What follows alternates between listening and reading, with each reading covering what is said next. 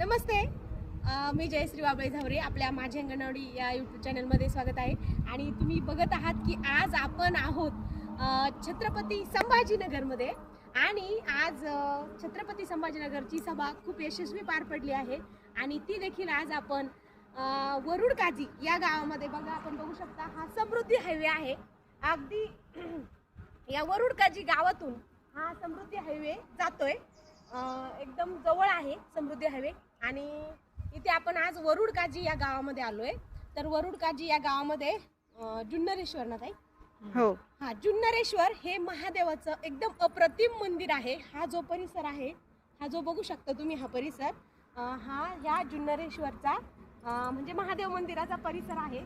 अतिशय रम्य वातावरण आणि अतिशय मस्त मंदिर आहे ते.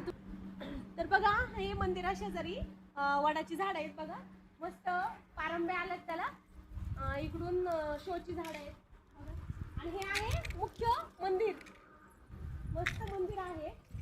कोणत्या दगडात बांधलंय ताई? हे हेमाडपंथी बांधकाम, हेमाडपंथी बांधकाम आहे. म्हणजे खूप जुनं नाहीये मंदिर, तुम्हाला वाटतंय पण ते जुनं नाहीये, आत्ताच बांधलेलं आहे. सुमारे 2 ते 2.5 कोटी रुपये यासाठी खर्च लागलेला आहे. तर बघू शकता त्या मंदिराचं बांधकाम तुम्ही. इथून समोरून श्री क्षेत्र जुन्नेश्वर देवस्थान आहे बघा वरुड काजीमध्ये. तुमच्यापैकी कोण कोण हे मंदिर माहीत आहे त्यांनी कमेंट करून नक्की सांगा.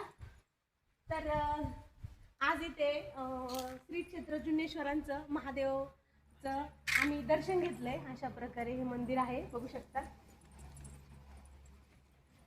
बघा इथे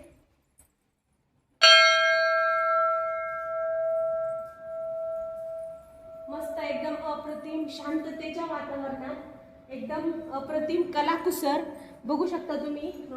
हा जो दगड आहे स्पेशली हा राजस्थानवरून मागवलेला होता.